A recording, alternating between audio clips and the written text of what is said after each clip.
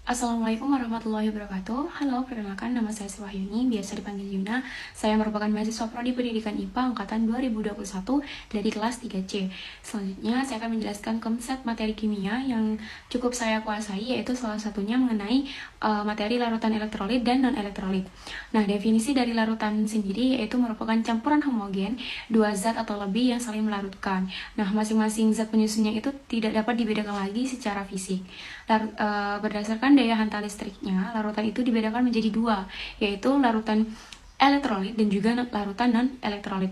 Larutan elektrolit sendiri merupakan larutan yang dapat menghantarkan listrik. Gejala atau ciri-ciri larutan dapat dikatakan sebagai larutan elektrolit, yaitu ketika pertama dapat membuat lampu menyala, yang kedua terdapat gelembung gas di sekitar elektroda. Berdasarkan kekuatan daya hantar listriknya, larutan elektrolit itu dibagi menjadi dua, yakni larutan elektrolit kuat dan juga larutan elektrolit lemah. Larutan elektrolit kuat merupakan larutan elektrolit yang dapat menghantarkan listrik dengan kuat karena mengalami ionisasi secara keseluruhan sehingga dapat mengantarkan listrik dengan kuat. Contohnya yaitu NaCl, HCl, air aki, dan sebagainya.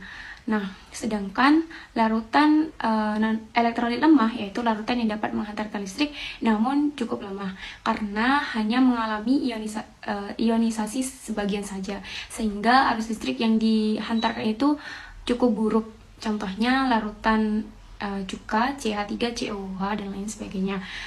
Sedangkan larutan non-elektrolit merupakan larutan yang tidak dapat menghantarkan arus listrik. Hal tersebut dikarenakan larutan tersebut tidak dapat terionisasi menjadi ion-ion, sehingga molekulnya itu tetap berbentuk netral. Nah, ciri-ciri larutan non-elektrolit yaitu tidak dapat membuat lampu menyala dan tidak ada gelembung gas di sekitar elektroda. Contohnya yaitu larutan glukosa dan larutan urea. Selanjutnya, motivasi saya ingin menjadi seorang asisten praktikum yaitu yang pertama tentunya karena saya ingin mencoba hal baru dan ingin keluar dari zona nyaman. Sesuai dengan motivasi yang pernah saya dengar bahwasanya kesempatan itu merupakan sebuah keberuntungan dan keberuntungan itu harus dicari. Maka dari itu, setelah kesempatan ini datang, saya tidak ingin menyia-nyiakan kesempatan itu, ingin mencoba daripada tidak sama sekali. Sedangkan untuk kelebihan dan kekurangan saya, untuk kelebihan saya yaitu saya mampu bekerja secara tim, bertanggung jawab, dan juga jujur. Sedangkan kekurangan saya yaitu saya kurang berinteraksi, saya kurang bisa untuk berinteraksi dengan orang baru. Karena itu saya ingin mengasah cara bersosialisasi saya dan cara saya berpublic speaking di depan banyak orang. Mungkin itu saja dari saya, kurang lebihnya mohon maaf. Assalamualaikum warahmatullahi wabarakatuh.